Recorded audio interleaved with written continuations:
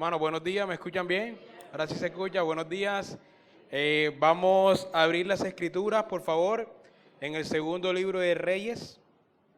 Segundo libro de Reyes, capítulo 2. Nos vamos a poner de pie para leer la santa palabra de nuestro Señor.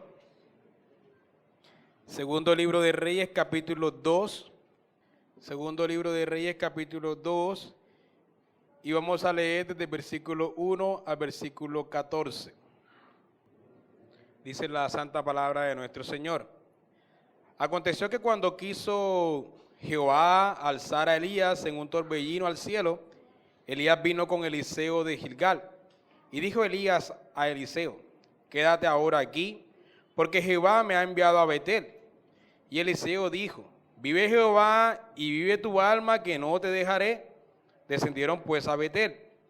Y saliendo a Eliseo, los hijos de los profetas que estaban en Betel, le dijeron: ¿sabes que Jehová te quitará hoy a tu señor de sobre ti?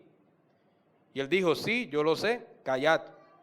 Y Elías le volvió a decir: Eliseo, quédate aquí ahora, porque Jehová me ha enviado a Jericó. Y él dijo: vive Jehová y vive tu alma, que no te dejaré. Vinieron pues a Jericó.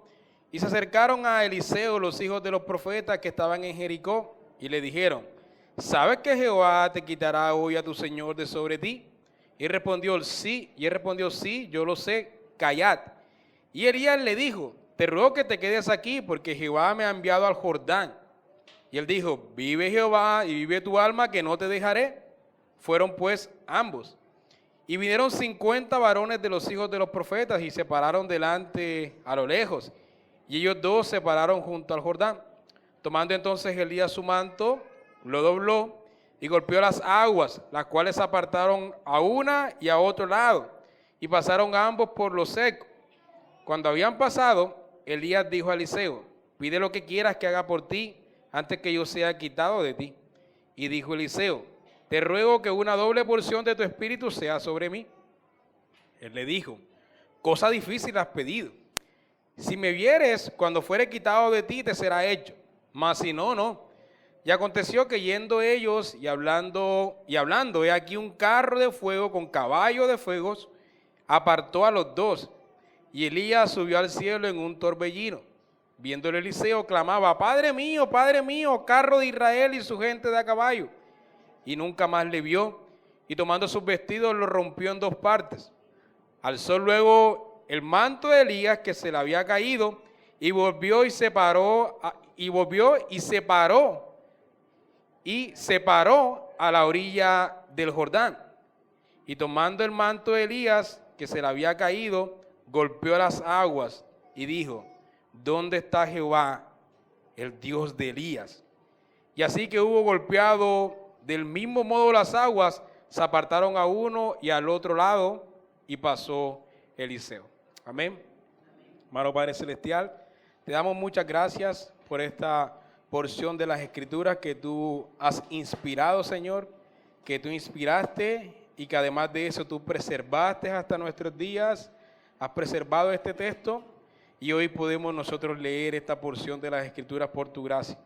Así que te pedimos que el mismo Espíritu que inspiró esta porción de las Escrituras y que las preservó, nos ilumine en esta mañana para el entendimiento de las mismas y la aplique a nuestras vidas.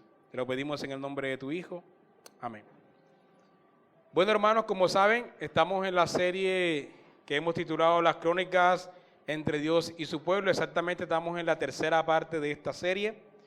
Este es el sermón número 27, el sermón número 27 de esta serie, y lo que hemos estado haciendo, como ya saben, pero para los que nos visitan por primera vez, hemos estado estudiando diferentes personajes en las Escrituras, desde Adán, ahora vamos por Eliseo, y resumimos su vida primeramente, resumimos los aspectos de su vida, luego vemos qué podemos aprender de ese aspecto, y por último, cómo nos señalan a Cristo o cómo nos muestran el Evangelio.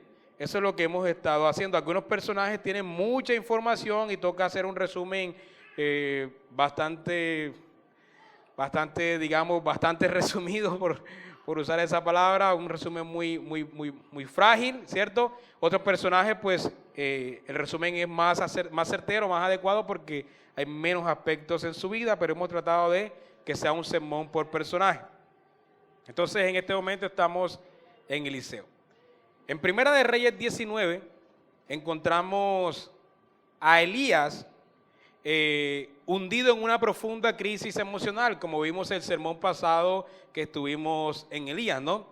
Él acababa de vivir una gran victoria espiritual en el Monte Carmelo, ¿cierto? 450 profetas de Baal fueron avergonzados delante de Elías y de hecho fueron muertos por orden de Elías. Pero luego, en el capítulo siguiente, en el capítulo 19, él se desploma emocionalmente cuando recibe amenazas de Jezabel. Y allí, debajo de un enebro, desea la muerte. ¿Por qué? Porque pensaba que todo dependía de él. Dijo, he sentido un vivo celo y solo yo he quedado. Así que Elías temía que si él moría, y este era básicamente su temor, si él moría, desaparecería la fidelidad en Israel. La fidelidad de Dios de Israel desaparecería. Es decir, si Elías muere, no queda nadie. Ningún creyente quedaría bajo los cielos, ningún hombre fiel al pacto. Pero el Señor le da una respuesta contundente. Hay un sonido de fondo, el abanico, el aire, me tiene... No, está bien, seguimos. Pero el Señor le da una respuesta contundente. Dice, me es reservado 7,000 que no han doblado rodillas ante Baal. Y además de eso le dice, y levantaré a Eliseo en tu lugar.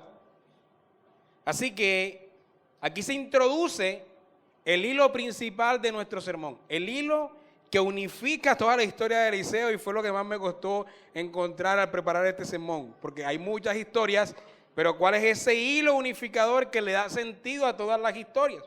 Y es esta. La obra de Dios no depende de un solo hombre. Su fidelidad, la fidelidad de Dios no se agota con una generación.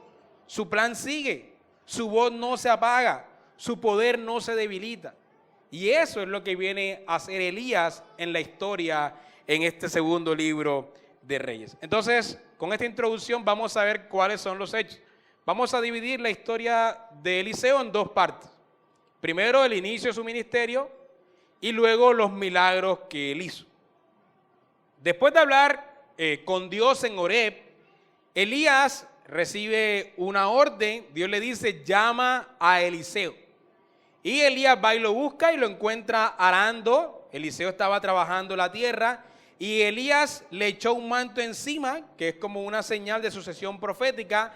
Y Eliseo lo entiende inmediatamente, deja a los bueyes, sacrifica su yunta, quema el arado y comienza a seguir inmediatamente a Elías.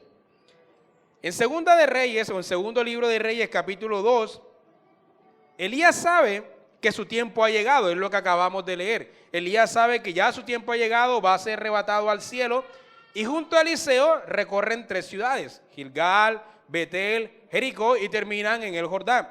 En cada una, Eliseo se niega a dejarlo. Elías le dice, quédate aquí, y Eliseo dice, no te dejaré. Él quiere estar hasta el final con Elías. Cuando cruzan el Jordán, que fue abierto milagrosamente por el manto de Elías, Eliseo pide una doble porción de su espíritu. A lo que Elías dice, cosa difícil la has pedido. Ahora, esto parecería como a primera vista como una ambición carnal de Eliseo de pretender ser doblemente glorioso de lo que fue Elías, ¿no? Pero no es lo que está ocurriendo aquí. Aquí tenemos es el lenguaje legal de la herencia del primogénito, como aparece en Deuteronomio capítulo 21. Elías no quiere ser más que Eliseo. Lo que Elías está diciendo es que quiere ser el heredero, el legítimo heredero de la misión que Elías tenía. Es decir, no está pidiendo ser doblemente glorioso, sino ser el heredero legítimo de Elías. Y entonces Elías, como dije, le respondió, cosa difícil has pedido, pero si me ves cuando yo sea llevado, será tuyo. Y así es como sucede. Un carro de fuego aparece y Elías es arrebatado. No se nos dice que es arrebatado en el carro de fuego, se dice que fue arrebatado en un torbellino, pero el carro de fuego los dividió a ellos. Entonces Eliseo toma el manto y golpea el Jordán y exclama, y esta es la clave para entender la vida de Eliseo: ¿dónde está Jehová? ¿Dónde está el Dios de Elías? ¿Y qué ocurre? El río se abre en dos, así como había ocurrido con Eliseo, y la respuesta de Jehová es clara: Jehová está aquí. No se ha ido con Elías. Su poder sigue presente. Se fue Elías, pero quedó Dios. Así que Dios sigue presente. Y esa es la clave para poder entender el ministerio de Elías. Entonces, esta doble porción, como dije, que implicaba ser el heredero legítimo de Elías, también podrá relacionarse con más señales o más milagros por medio del ministerio de Eliseo. Por ejemplo, las Escrituras registran 7 milagros hechos por Elías. Él envió una sequía, bueno, la envió Dios, pero él la anunció, ¿cierto? Elías anunció una sequía, luego se fue a Sarepta y allá le multiplicó la harina y el aceite a esa viuda de Sarepta. Luego el hijo de la viuda muere y es resucitado por medio de Elías, tercer milagro. Luego va al monte Carmelo y cae fuego del cielo, cuarto milagro. Luego anuncia el fin de la sequía, quinto milagro. Luego vimos la historia de Elías que le envían de a 50 soldados y Elías ora y fuego cae del cielo, sexto milagro. Y por último, antes de marchar, se divide el Jordán en dos, 7 señales extraordinarias, ¿sí? Y con esa idea en mente, uno puede entender y resumir el ministerio de Elías bajo el paradigma de que la obra de Dios continúa, a pesar de la marcha de Elías, porque nunca dependió de él. Nunca dependió de Elías como Elías creía que que solamente él había quedado, si él moría se acabaría la obra. No, nunca dependió de Elías. Elías se fue, pero Dios siguió obrando, ¿cierto? Y continuó obrando de manera más visible, por lo cual va a ser el doble de milagros que Elías hizo de una manera más compasiva y de una manera sobrenatural. Es decir, todos estos milagros de Eliseo se explican bajo el hecho de que lo que se quiere probar es que Dios de Elías siguió operando de una manera más increíble a pesar de la marcha de Elías. Así que se derrumban los mitos para los lectores del libro de Reyes, se derrumban los mitos para los israelitas de esos días. El Dios del pacto no depende de Elías. Elías se fue, pero el Dios continúa. Entonces, vamos a resumir la vida de Eliseo narrando estos 14 milagros que básicamente son los que resumen su vida. Primero, vemos a Eliseo dividiendo las aguas del Jordán, segunda de Reyes, capítulo 2, versículo 14. Tras el arrebatamiento de Elías en un torbellino, Eliseo queda solo. Toma el manto de su maestro y regresa hacia el Jordán, hacia el río Jordán. Allí, Eliseo golpea las aguas y clama: ¿dónde está Jehová? ¿Dónde está el Dios de Elías? Y en ese instante las aguas se abren y le permite cruzar a él en seco. Y ese es el primer milagro que confirma que él es el heredero legítimo de Elías y que el Dios de Elías sigue presente y sigue obrando. Después de cruzar el Jordán, en el capítulo 2, versículo 19, Eliseo llega a la ciudad de Jericó. Los hombres de esa ciudad se acercan y le explican un problema que está pasando. Le dicen: la ciudad es buena, como mi señor ve, pero las aguas son malas y la tierra es estéril. Entonces el profeta pide una vasija nueva con sal, la lleva hasta la fuente del agua y declara: así ha dicho Jehová, yo sané estas aguas, no habrá más muerte en ellas ni más enfermedad. Y el texto concluye diciendo: y fueron sanas las aguas hasta hoy, conforme a la palabra que habló Eliseo. Este milagro es profundamente significativo. Jericó anteriormente había sido declarada una ciudad maldita en Josué capítulo 6, 26. Y de hecho vimos que en Acab, que una de las cuestiones que mostraba la desobediencia de Acab es que reconstruyó esa ciudad que Dios había dicho que no reconstruyera. Pero para los días de Elías ya la gente vivía en esa ciudad, pero la ciudad estaba maldita, las aguas eran infructuosas, no eran fértiles. Pero ¿qué ocurre ahora? a través de Eliseo, Dios restaura esta ciudad, restaura estas aguas. Así que el milagro apunta a que Dios no solo continúa obrando, sino que ahora obra para restaurar, para renovar y para dar vida donde antes había muerte. Y entonces, siguiendo en el capítulo 2, versículo 23, aparecen, después de sanar las aguas de Jericó, Eliseo sube camino a Betel, y en esa región sale un grupo de muchachos. No se nos dice cuántos eran en total. Probablemente eran adolescentes o jóvenes adultos, pero estos muchachos se estaban burlando de él con estas palabras: sube, calvo, sube. Le decían calvo, ¿cierto?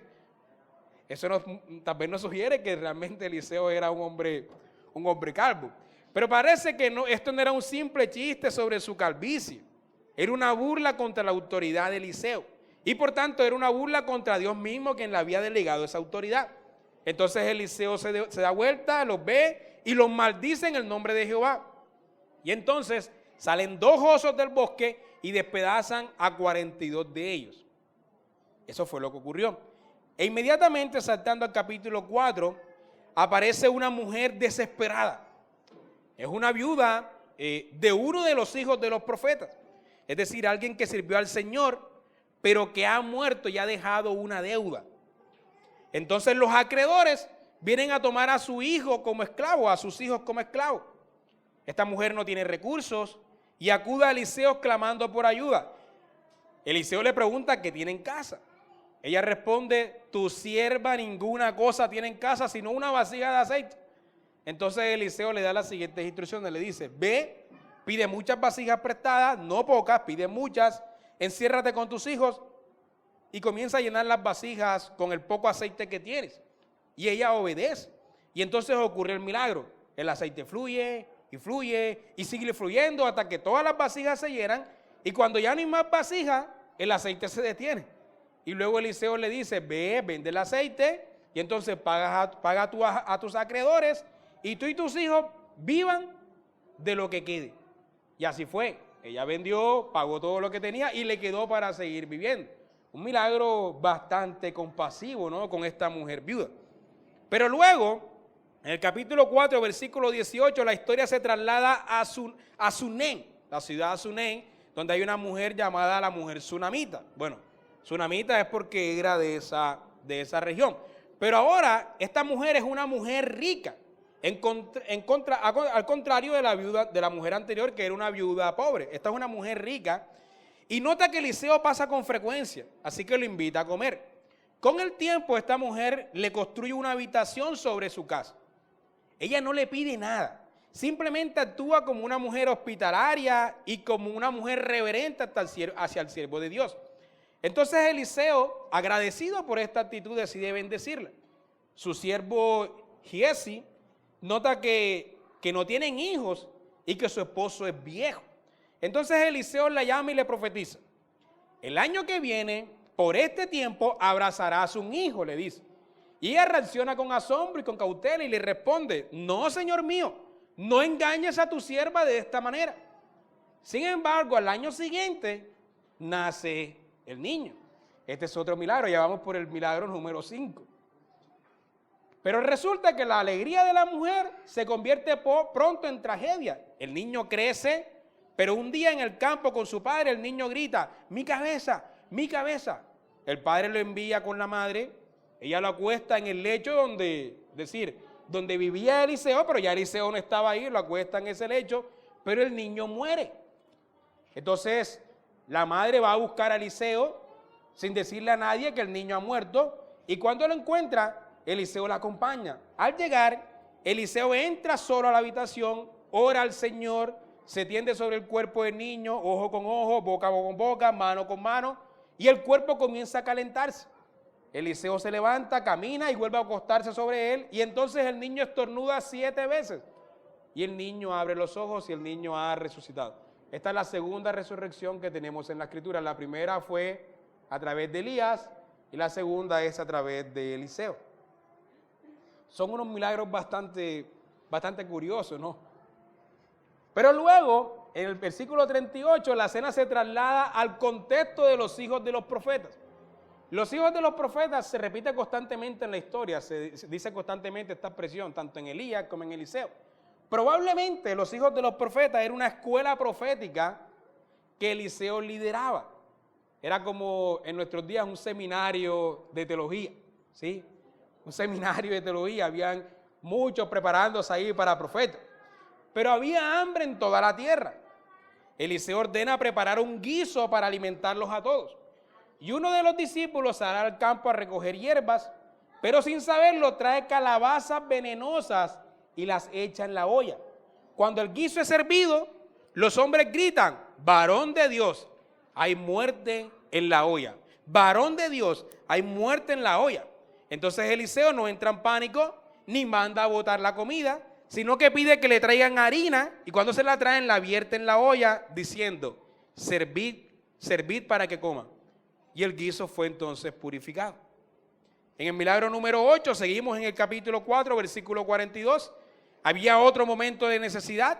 Un hombre trae a Eliseo una ofrenda, 20 panes de cebada y grano fresco, pero hay 100 hombres que alimentar. 20 panes no alcanzan para 100 hombres. Ante la escasez, Eliseo dice: da a la gente para que coma.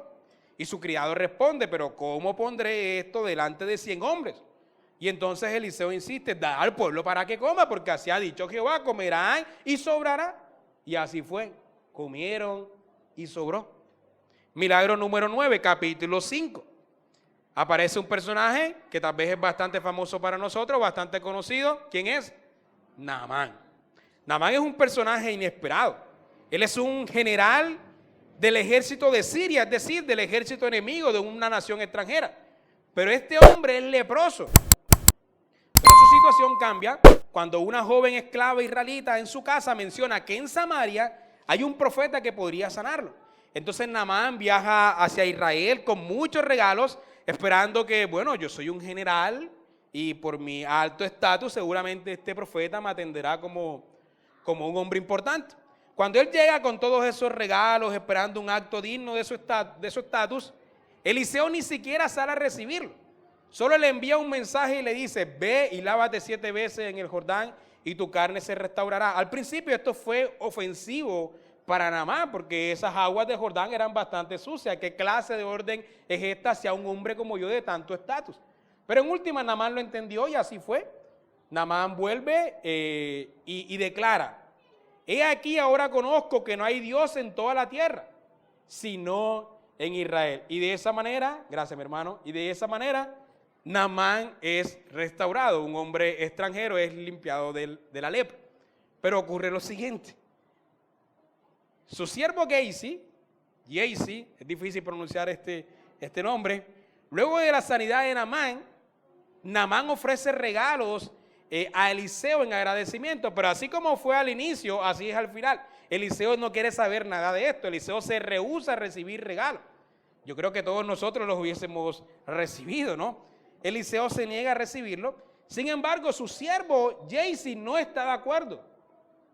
Hombre codicioso, corre tras Naamán, inventa una mentira y recibe los regalos y los vestidos.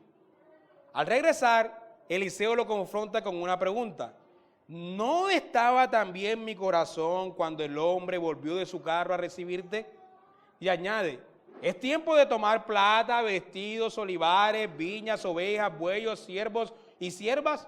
Como castigo, la lepra que dejó a Naamán limpio cae ahora sobre ti y tu descendencia. Y de esa manera sobre Gehazi cae la lepra. Este es el milagro número 10.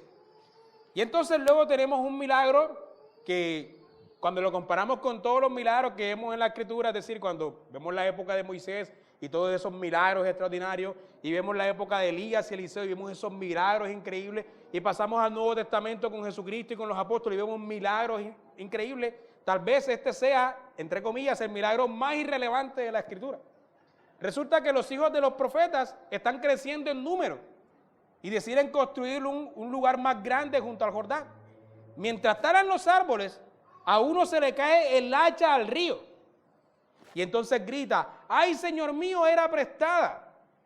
Y entonces Eliseo le pregunta: ¿dónde cayó?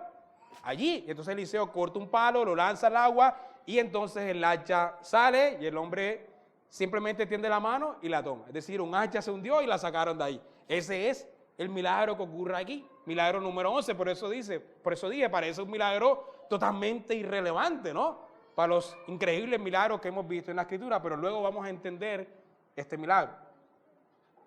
Entonces luego en el capítulo 6, versículo 8, aparece el rey de Siria, y este rey de Siria, que era el rey de Naamán, está en guerra contra Israel.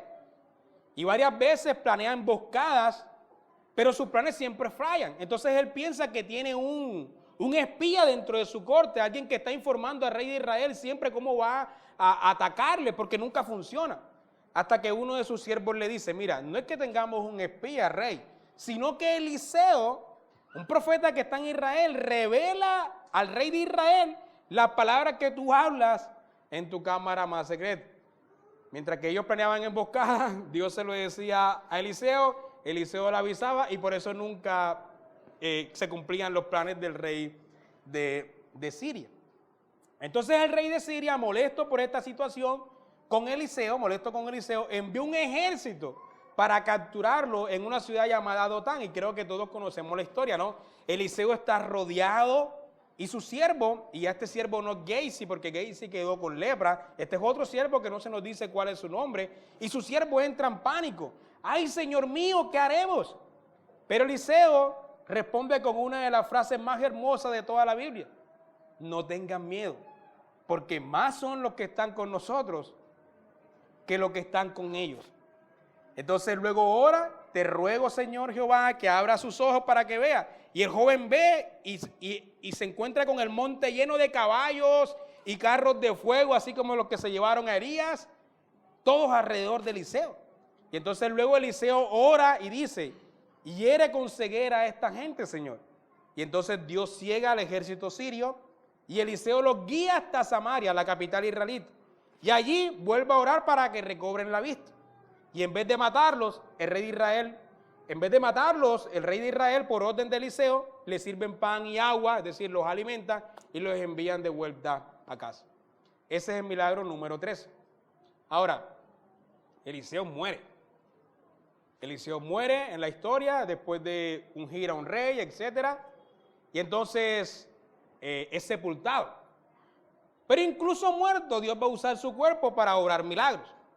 Tiempo después, unos hombres sepultan a otro en la misma tumba donde estaba Eliseo. Pero cuando lanzan el cuerpo, unos bandidos moabitas se acercan, pero en el apuro, el cadáver toca los huesos de Eliseo y revive. Así que imagínense la escena. Estos hombres están aquí, tiran el cadáver en una tumba que no sabían de quién era. Ahí están los huesos de Eliseo. Cuando el cadáver cae, toca los huesos de Eliseo, revive, se levanta. Es decir, tenemos la tercera resurrección de la Biblia, 2 hechas por Eliseo, una por Elías y esta hecha después de muerto. Y así se cumplen los 14 milagros que nos muestran la doble porción del espíritu de Elías. Es decir, Dios siguió obrando de manera extraordinaria a pesar de lo que Elías creía que cuando él muriera se acababa la obra. Y ese, hermano, es el resumen de la vida de Eliseo. Ahora, ¿qué podemos aprender de esto?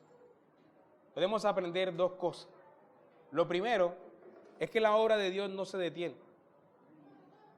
Uno de los mayores peligros en el servicio de Dios es comenzar a pensar, y aunque no lo digamos en voz alta, lo creemos de esta manera, que la obra de Dios depende de nosotros. Que si nosotros no predicamos, si nosotros no plantamos iglesias, si nosotros no enseñamos, entonces el reino se estanca. Como si el plan eterno de salvación se sostuviera por nuestras capacidades, nuestra fidelidad o nuestro esfuerzo. Y eso fue lo que pasó con Elías. Por eso vivía de forma depresiva. Después de su gran victoria en el Carmelo, se desplomó emocionalmente. Corrió al desierto deseando la muerte porque pensaba que él era el único. Solo yo he quedado, le gritaba al Señor, como si el destino del pacto dependiera exclusivamente de él. Tremenda autoestima que tenía Elías, ¿no? Tenía un concepto muy alto de sí mismo. Pero la respuesta del Señor fue clara. Me he reservado 7,000 hombres que no han doblado su rodilla ante Baal. Y además Dios ya tenía preparado a Eliseo, que no solo continuaría su obra, sino que haría el doble de los milagros. ¿Qué nos dice esto? Hermanos, que la obra de Dios no depende de ninguno de nosotros. La obra depende del Dios de la obra. Solo depende de Él. Y aquí es donde debemos examinarnos con humildad. Porque a veces, sin darnos cuenta, actuamos como si fuéramos exclusivos en el plan de Dios. Parece que somos la única iglesia presbiteriana en esta ciudad. Y en cierto sentido sí lo somos. No hay ninguna otra iglesia presbiteriana en esta ciudad. Tenemos una teología firme, un compromiso con la palabra, una pasión por la verdad. Somos exigentes con la predicación el domingo en la iglesia. Pero eso no significa que fuera de estas paredes no haya salvación. Nuestra iglesia apenas tiene 12 años, hermanos. 13 años va a cumplir está cumpliendo este año, no va a cumplir ahorita en octubre 13 años. Pero antes de que llegáramos nosotros aquí, Dios ya estaba salvando.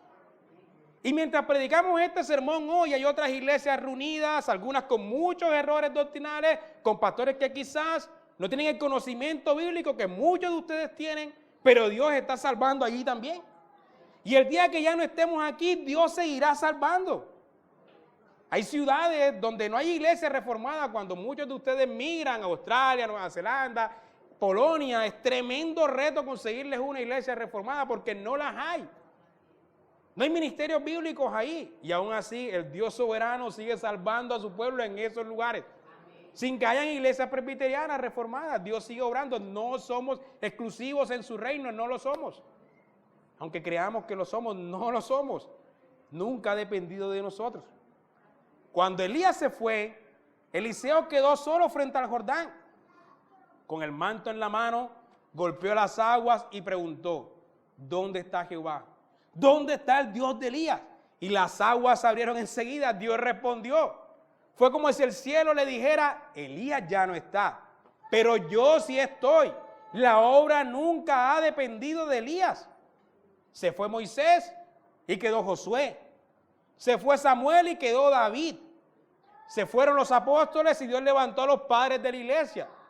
Dios siempre tiene su pueblo. Se apagaron las luces de una generación y Dios enciende las luces de otra generación inmediatamente.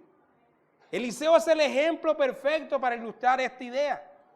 Él no fue arrebatado al cielo en fuego como Elías. Extraordinario esto.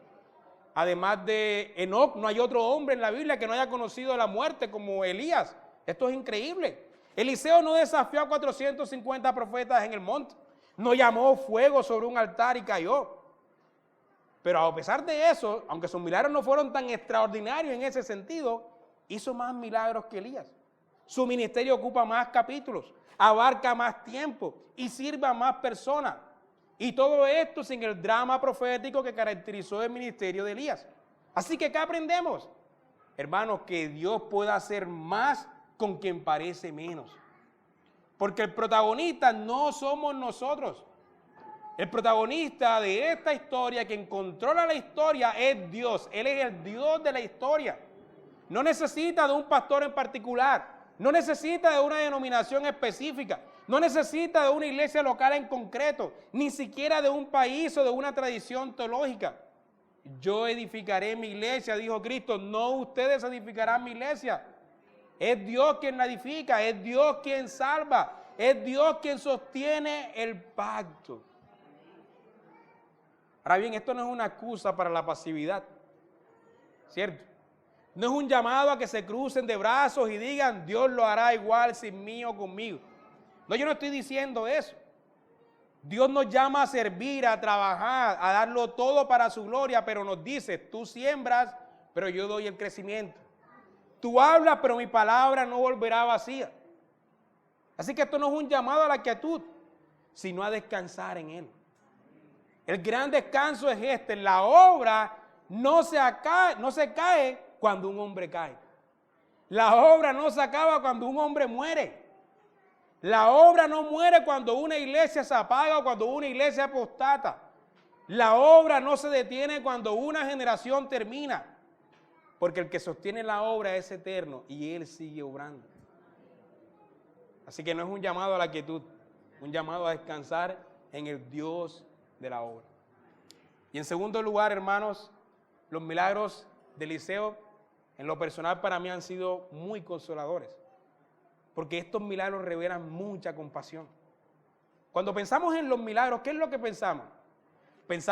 Los asociamos con demostraciones de poder, ¿no? Fuego del cielo, ríos abiertos, muertos que resucitan. Y definitivamente sí, los milagros son poderosos. Pero en el ministerio de Eliseo, la mayoría de los milagros no apuntan únicamente al poder. De hecho, parecen milagros irrelevantes, parecen milagros insignificantes.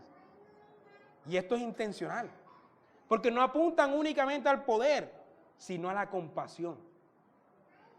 Dios no los realizó solo para que dijéramos qué grande es Eliseo o qué sobrenatural es esto. No, los hizo para que viéramos cuán tierno, cuán generoso y cuán cercano está Dios de nosotros. Repasemos los milagros. Purificó el agua en Jericó, ¿no? Porque la tierra era estéril y la gente sufría. Multiplicó el aceite de una viuda, porque ella estaba a punto de perder a sus hijos por una deuda. Anunció el nacimiento de un hijo a una mujer estéril, porque Dios vio su fidelidad y respondió con vida. Resucitó a su hijo muerto, porque Dios escucha el clamor de una madre dolida. Sanó un guiso envenenado, porque sus siervos estaban hambrientos y en peligro. Multiplicó panes para 100 hombres, porque Dios se preocupa de que su pueblo coma. Sanó a Naamán, el leproso extranjero, porque Dios no solo obra con los de adentro, sino que también obra con los de lejos. Hizo flotar un hacha prestada, porque un joven estaba angustiado por perder lo que no era suyo. Le reveló al rey los planes del enemigo para proteger al pueblo. Cegó y luego alimentó a los enemigos, mostrando misericordia incluso con los agresores. Así que están notando el patrón. Estos no solo son prodigios cósmicos, son intervenciones llenas de ternura, ternura divina. Son milagros de compasión. Y este es el punto, hermanos. Dios sigue siendo compasivo hoy. Él sigue obrando hoy. Estos milagros nos enseñan algo vital para nuestra vida, para que lo pensemos esta semana, durante esta semana. Dios no solo obra para mostrar que es fuerte, sino para mostrar que es bueno, que es compasivo. Él hace milagros para aliviar, para sanar, para proveer, para sostener, para consolar. Y eso no ha cambiado, a menos que digamos que nuestro Dios ha dejado de ser compasivo. Así que no podemos tener una fe naturalista que cree en un Dios poderoso en teoría, pero que ese Dios está ausente en la práctica. No podemos reducir nuestra teología a lo que nuestros ojos pueden ver. No podemos decir que creemos en un Dios vivo y luego orar como si Él estuviera muerto. Aunque seamos cesacionistas como lo somos, es decir, que no creemos en los dones, que alguien hoy tenga esos dones extraordinarios del Espíritu que estaban presentes en la era apostólica, eso no significa que creamos en un Dios que ha dejado de hacer milagros. Hermanos, Dios sigue siendo sobrenatural. Dios sigue siendo compasivo. Él sigue obrando sobrenaturalmente. Aunque tú no puedas hacer milagros, Dios sí puede hacerlos. Así que cuando ores por los enfermos, hermanos, tenemos varios enfermos en esta iglesia en estos momentos. Tenemos a nuestra hermana Ana, hospitalizada ya por 2 o 3 semanas. Tenemos a la hija de nuestro hermano Claudio, Abigail, nuevamente hospitalizada. La hija de nuestro hermano Elkin, Ana, está hospitalizada y sé que hay muchos más hospitalizados y enfermos. Cuando oremos por los enfermos, oremos con fe. Cuando alguien en tu familia está enfermo, cuando hay hermanos hospitalizados con tratamientos dolorosos o pronósticos difíciles, cuando tú mismo estás sufriendo en tu cuerpo, no ores con resignación, ora con convicción, ora sabiendo que Dios puede sanar compasivamente si Él así lo quiere. Ora sabiendo, mi hermano, que el mismo Dios que hizo flotar un hacha del río, que parece esto irrelevante, pero lo hizo por compasión, el mismo Dios que multiplicó el aceite de una viuda para que pagara a sus deudores, el mismo Dios que sanó a un leproso extranjero, el mismo que resucitó un niño, es el mismo Dios que está escuchando hoy tus oraciones. El mismo Dios. Y Dios sigue obrando milagrosamente.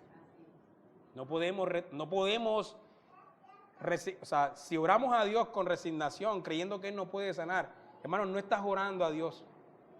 Porque nuestro Dios es un Dios soberano, sobrenatural, poderoso y compasivo. Y Él puede obrar por compasión. Ahora, ¿cómo esta historia nos muestra a Cristo? Los milagros, ¿cierto? La primera conexión que vemos son los milagros. Así como los milagros de Eliseo fueron marcados por la compasión divina, los milagros de Jesús también revelan su corazón tierno hacia los necesitados. Jesús no obró milagros simplemente para probar que Él era Dios o para impresionar a las multitudes, sino porque se compadecía de los que sufrían. El Evangelio de Marcos, ahora con esta idea en mente, usted puede ir al Evangelio de Marcos. De los 4 evangelistas, el evangelista que más hace énfasis en esto es Marcos. El énfasis de Marcos es mostrar al siervo compasivo. No estoy diciendo que los otros mensajes de los evangelios sean menores, pero cada evangelista tiene su propósito. Mateo quiere mostrar al rey del mundo, el verdadero rey. Juan quiere mostrar al verbo hecho carne, Dios se hizo hombre. Lucas quiere mostrar al Salvador del mundo. Pero Marcos quiere mostrar al siervo compasivo. Ese es su enfoque. Una y otra vez Marcos nos dice, y tuvo compasión. Al ver a un leproso, dice, movido a compasión, extendió la mano y le tocó. Cuando vio a la multitud, nos dice Marcos, tuvo compasión de ellos, porque eran como ovejas sin pastor. Antes de alimentar a los 4,000, dijo, tengo compasión de la gente porque ya hace 3 días que están conmigo y no tienen qué comer. Al ver a la viuda de Naín enterrando a su hijo, dijo, el Señor la vio, se compadeció de ella y le dijo, no llores. Y luego lo resucitó. Así que Jesucristo no solo sanó, Jesucristo tocó, no solo habló, sino que lloró. No solo resucitó, sino que sufrió con los dolientes. Los milagros de Jesús no solo prueban su divinidad, revelan el corazón de nuestro Dios. Él no es un Dios distante, es un Salvador compasivo. Tan compasivo que puso su vida para que nosotros viviéramos. Tan compasivo que hizo eso. Y en segundo lugar, Cristo es mayor que Eliseo. Todo lo que Eliseo hizo, Jesús lo supera infinitamente. Eliseo resucitó a uno, pero Jesús venció la muerte para todos. Eliseo resucitó al hijo de una mujer fiel, pero Jesús dijo, yo soy la resurrección y la vida. Él no solo resucita, Él es la resurrección misma. Su victoria sobre la muerte es para todos los que creen en Él. Eliseo resucitó a otro después de muerte, pero Jesús resucita para dar vida a los muertos. Cuando un cadáver tocó los huesos de Eliseo, volvió a la vida, pero Eliseo estaba muerto. Ese milagro es sorprendente, pero nuevamente Eliseo estaba muerto. Jesús, en cambio, se levantó de la tumba y al hacerlo garantiza que la tumba no será nuestro destino final. Él sigue dando vida, pero vivo, a diferencia de Eliseo que dio vida muerto, ¿cierto? Por supuesto, sabemos que no fue Eliseo en último, pero Jesús sigue dando vida después de vivo. Murió y resucitó y garantiza que la tumba no sea nuestro destino final. Y por otra parte, y por último también, Eliseo pidió el poder de su maestro y recibió una doble porción, la doble porción de Elías. Pero Jesús, el saltado a la diestra del Padre, nos da a nosotros el Espíritu sin medida. Se fue Jesús y vino el Espíritu. O sea, así como se fue Elías y vino Eliseo, se fue Jesús y vino el Espíritu y dijo, os conviene que yo me vaya para que os envíe otro consolador. Yo sé que han estado estudiando eso, ¿no? En los grupos de comunión. El Espíritu, aquí hay una, Elías y Eliseo simplemente son un tipo de lo que Cristo y el Espíritu Santo harían. Este Espíritu no solo se le da a un hombre, se le da a toda la iglesia. Y aquí hay una verdad profunda. La obra de Dios no se detiene cuando sus siervos mueren. ¿Por qué? Porque el Espíritu sigue obrando. Porque ¿Por qué continúa la misión de Dios a lo largo de los siglos? Porque el Espíritu Santo, enviado por Cristo glorificado, por el Cristo glorificado, permanece en medio de su iglesia. Él es quien convence, Él es quien regenera, Él es quien santifica, Él es quien consuela, Él es quien fortalece, Él es quien guía. Así que Eliseo continuó la obra de Elías, pero el Espíritu Santo es quien continúa la obra de Cristo en cada rincón hasta que Él vuelva. Por eso es que la obra no depende de ninguno de nosotros. Depende del mismo Cristo quien ha enviado al otro Consolador, al otro Paracletos, al Espíritu Santo que sigue obrando. Él es el único que puede cambiar corazones y fortalecer a hombres, darle fuerza para predicar el Evangelio. Amén. Gracias, Señor, por tu palabra. Te pedimos que la apliques a nuestras vidas. En el nombre de tu Hijo. Amén.